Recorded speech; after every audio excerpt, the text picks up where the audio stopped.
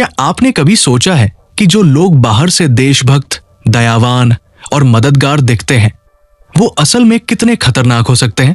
ये कहानी है कोलकाता के एक लॉ कॉलेज की, जहां एक 24 साल की लड़की के साथ 25 जून 2025 की शाम कुछ ऐसा हुआ जिसने न सिर्फ उसकी जिंदगी बदल दी, बल्कि पूरे शहर को झकझोर कर रख दिया। आइए इस भयानक घटना की पूरी सच्चाई जानते हैं। The breaking news that's coming in, and this was in regard with the Kolkata gang rape case, wherein the latest we learned that the CCTV footage has revealed. Kolkata एक ऐसा शहर है जो अपनी संस्कृति, शिक्षा और इतिहास के लिए जाना जाता है, लेकिन आज हम बात करेंगे एक ऐसी घटना की जिसने इस शहर के एक मशहूर लॉ कॉलेज को क्राइम सीन में बदल दिया। ये कहानी है एक 24 साल की लड़की की जिसका नाम गोपनीय रखा गया है, और एक ऐसे शख्स की जो बाहर से तो देशभक्त और मददगार लगता था, लेकिन अंदर से एक दरिंदा था। उसका नाम मनोजीत मिश्रा। 25 जून 2025 दोपहर के करीब 12 बजे ये लड़की साउथ कोलकाता के एक लॉ कॉलेज में अपने एग्जामिनेशन फॉर्म भरने पहुंचती है। फॉर्म भरने के बाद वो कॉलेज के स्टूडेंट्स यूनियन रूम में रेस्ट करने चली जाती है। ये रूम स्टूडेंट्स के लिए रिलैक्स करने और बातचीत करने की जगह थी, जहां कई और स्टूडेंट्स भी मौजूद थे। लेकिन थोड़ी ही देर में वहां मनोजीत मिश्रा दाखिल होता है। मनोजीत, जो तृणमूल कांग्रेस टीएमसी की स्टूडेंट विंग का हेड था और जिसकी कॉलेज में इतनी दबंगई थी कि हर कोई उसकी बात मानता था।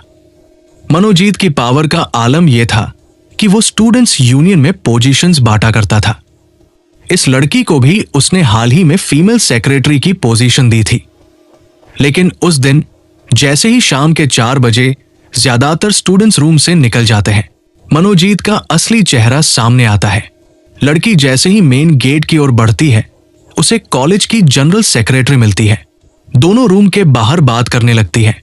तभी मनोजीत वहां पहुंचता है और दोनों को स्टूडेंट्स यूनियन रूम में वापस बुलाता है, ये कहकर कि वो यूनियन की परिषद के बारे में बात करना चाहता है। लेकिन जल्द ही एक दूसरा लड़का 20 साल का प्रमथ मुखोपाध्याय वहां आता है। वो लड़की को बाहर ले जाकर कहता है कि उसे मनोजीत और स्टूडेंट्स यूनियन के प्रति अपनी लॉयल्टी साबित करनी होगी। लड़की हैरान होती है, लेकिन कहती है कि वो यूनियन के लिए पूरी तरह ईमानदार है। थोड़ी देर बाद मनोजीत फिर से उसे बुलाता है और साफ साफ कहता है कि वो उसे पसंद करता है। वो ये भी कहता है कि वो उससे शादी करना चाहता है, भले ही उसकी पहले से एक गर्लफ्रेंड थी। लड़की साफ मना कर देती है। वो बताती है कि उसका एक बॉयफ्रेंड है जिसे वो किसी कीमत पर नहीं छोड़ सकती। वो मनोजीत को दूर रहने की सलाह देती है, लेकिन मनोजीत का इरादा कुछ और था। शाम के 7:31 तक रूम में सिर्फ मनोजीत, लड़की और उसके 2 दोस्त, 20 साल का प्रमथ मुखोपाध्याय और 19 साल का जैब अहमद बचे थे।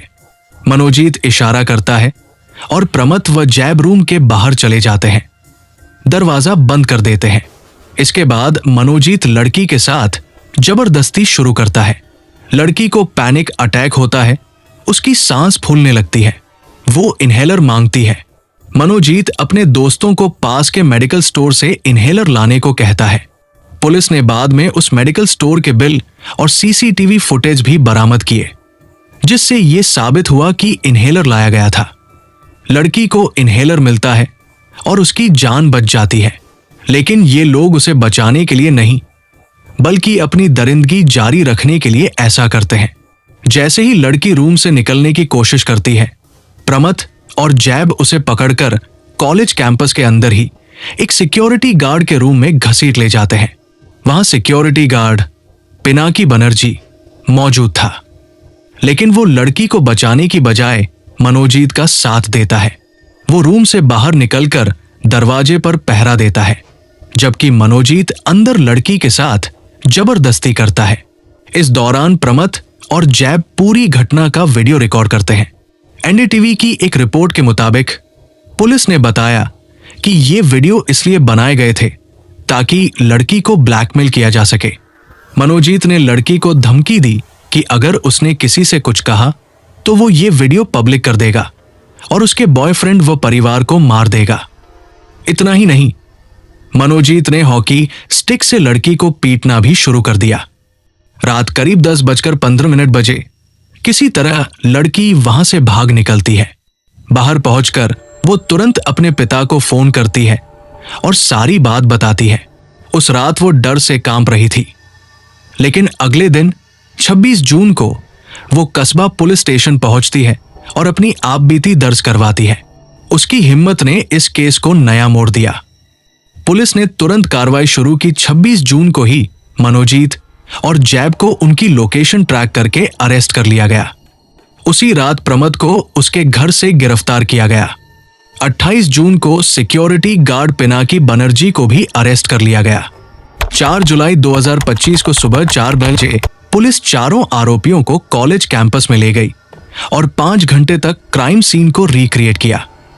पुलिस ने मेडिकल स्टोर के बिल, सीसीटीवी फुटेज और लड़की के मेडिकल टेस्ट से पुष्टि की कि उसके साथ छेड़छाड़ और मारपीट हुई थी।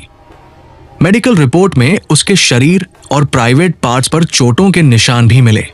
मनोजीत मिश्रा 31 साल का एक प्रैक्टिसिंग क्रिमिनल लॉयर, जिसके खिलाफ पहले से ही 11 केस दर्ज थे। इनमें धमकाना, छेड़छाड़ और मारपीट जैसे मामले शामिल थे। 2013 में उसने कोलकाता के इस लॉ कॉलेज में दाखिला लिया था, लेकिन उसी साल चैलता ब्रिज पर एक लड़के पर चाकू से हमला करने के चलते उसे कॉलेज से निकाल दिया गया था। फिर भी टीएमसी स्टूडेंट यूनियन के हेड के तौर पर उसकी दबंगई बरकरार थी। वो 10 साल बाद भी कॉलेज में आता जाता था और स्टूडेंट्स उससे डरते थे। कुछ रिपोर्ट्स के मुताबिक उसने जैब और प्रमद को कॉलेज में एडमिशन दिलवाने में मदद की थी, जिसके चलते वो उसका साथ दे रहे थे। इस घटना के बाद कोलकाता में स्टूडेंट्स सड़कों पर उतर आए। कॉलेज की क्लासेस सस्पेंड कर दी गई और कैंपस को क्राइम सीन घोषित कर बंद कर दिया गया। लोग टाइम बाउंड इन्वेस्टिगेशन की मांग कर रहे हैं। टीएमसी ने दावा किया कि 2022 के बाद उनका मनोजीत से कोई संबंध नहीं था। लेकिन सवाल यह है कि इतने गंभीर आरोपों के बावजूद मनोजीत कॉलेज में इतनी आजादी से कैसे घूम रहा था।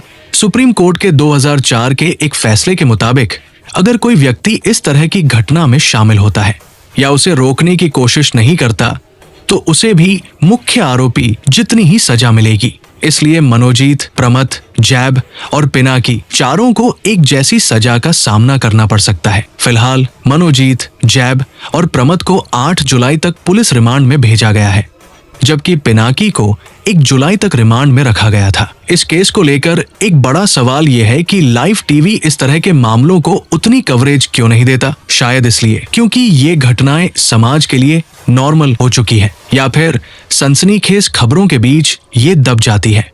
लेकिन इस केस ने सोशल मीडिया, खासकर एक्स पर लोगों का गुस्सा भड़का दिया है और स्टूडेंट्स की आवाज अब बुलंद हो रही है। ये घटना एक बार फिर सवाल उठाती है, क्या कोलकाता के कॉलेज लड़कियों के लिए सुरक्षित है? इस मामले में कॉलेज प्रशासन की लापरवाही और सिक्योरिटी गार्ड की मिलीभगत ने साफ कर दिया कि सिस्टम में कितनी खामियां हैं। स्टूडेंट्स यूनियन जैसे पावर सेंटर्स का दुरुपयोग और अपराधियों की खुली छूट इस बात का सबूत है कि सुरक्षा के नाम पर सिर्फ खानापूर्ति हो रही है। ये कहानी सिर्फ एक लड़की की नहीं, बल्कि हर उस इंसान की है जो सिस्टम पर भरोसा करता है। लेकिन सवाल यह है, क्या हमारा समाज, हमारा सिस्टम ऐसी घटनाओं को रोकने के लिए तैयार है? आइए इस मामले पर नजर रखें और सच के लिए आवाज उठाएं। कोर्ट का फैसला जल्द आएगा और हम आपको हर अपडेट देंगे, या तो कमेंट में या कम्युनिटी पोस्ट में। अपना ख्याल रखें, सच के लिए लड़ते रहें। अगली बार फिर मिलेंगे एक नई कहानी के साथ।